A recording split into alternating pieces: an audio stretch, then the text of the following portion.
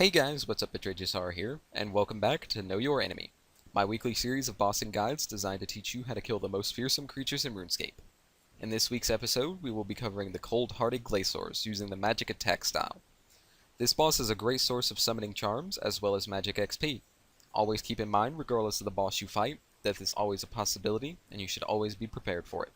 With that being said, let's go ahead and move on to some general information regarding the boss.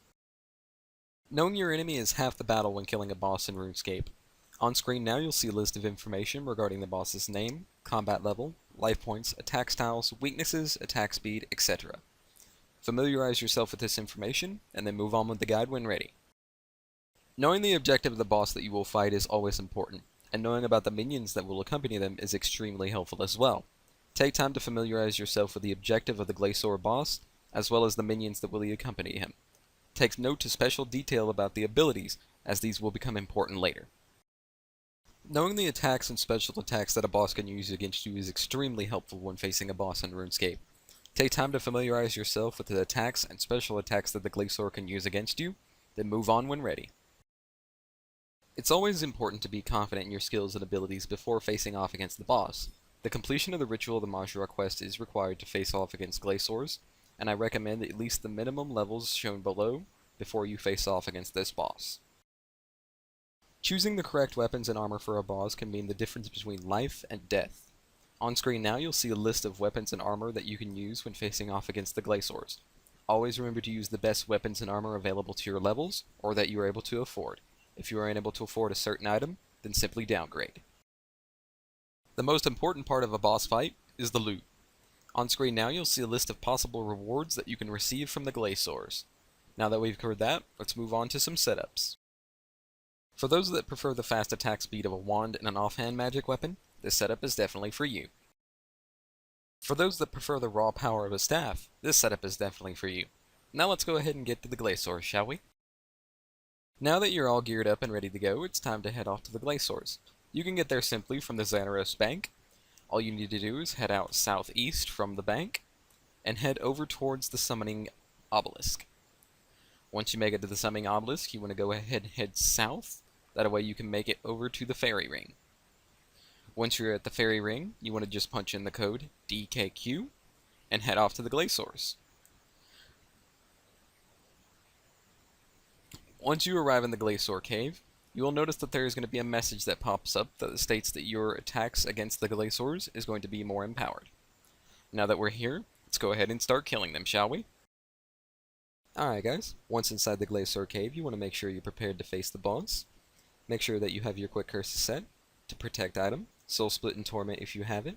If not, simply use augury and the appropriate protection prayer depending on the attack you are taking.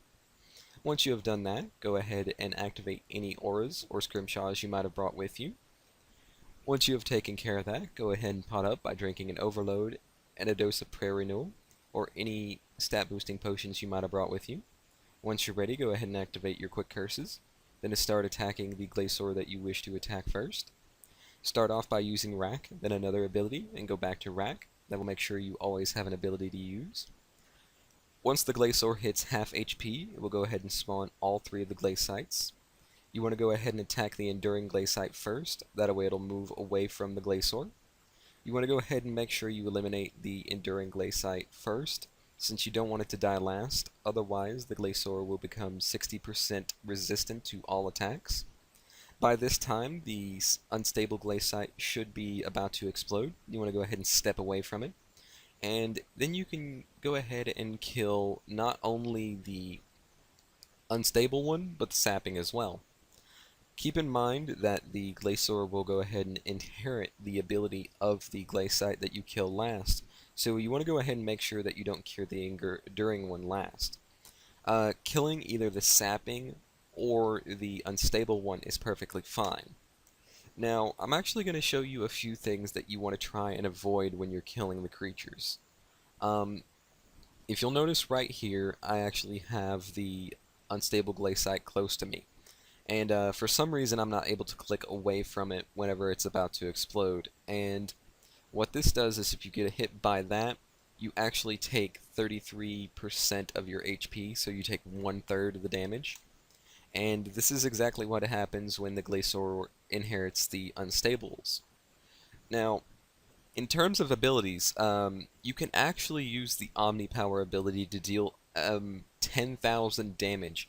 Now, you don't actually get to see it in the video, but a few kills after this, I actually used it and managed to hit a 10,000 without the effects of, metamorphosis in place. So, imagine what you could do if you could get up to the ultimate ability with metamorphosis. You could potentially deal 20,000 in one shot. But you definitely do not want to kill the Enduring one last. I actually show that later on in this clip. It's a bit annoying to actually have to deal with it, but it's really easy to get by the Glacor even with that up. Now you'll actually notice that the range attacks can deal quite a bit of damage to you, but as long as you have the Unicorn, you should be perfectly fine. Even if you don't have Soul Split, Unicorn should suffice for healing as long as you can prevent a little bit of the damage. Vampirism is always a good aura in place of Penance, just in case you don't have Soul Split, so always keep that in mind. Now, I actually show a few kills here in where I actually screw up and kill the Enduring last, and 60% reduced damage is not a good thing, but you can still deal quite a bit of damage to the Glacor regardless. And as long as you keep on this thing with abilities and you use them effectively, you should have no problems taking down the Glacors. As I stated at the start of the video, they are really good for blue charms, as you can see right there, as well as magic XP because they go down so quickly.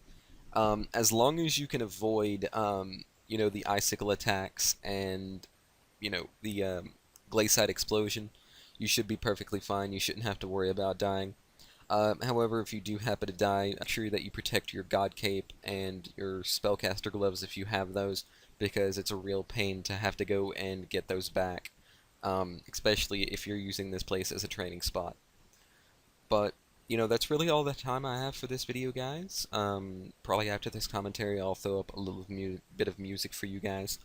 But I would like to thank you very much for watching, guys. If you did enjoy this video and you found it very informative, then feel free to leave a like rating. If you really like this video, then please consider subscribing. I will be putting out 2 videos a week, including the Know Your Enemy boss guide, as well as a boss vlog, so stay tuned for that. But as always, guys, my name is RagesSorrow. I hope you enjoyed the video, and as always, peace and have a fantastic day, guys.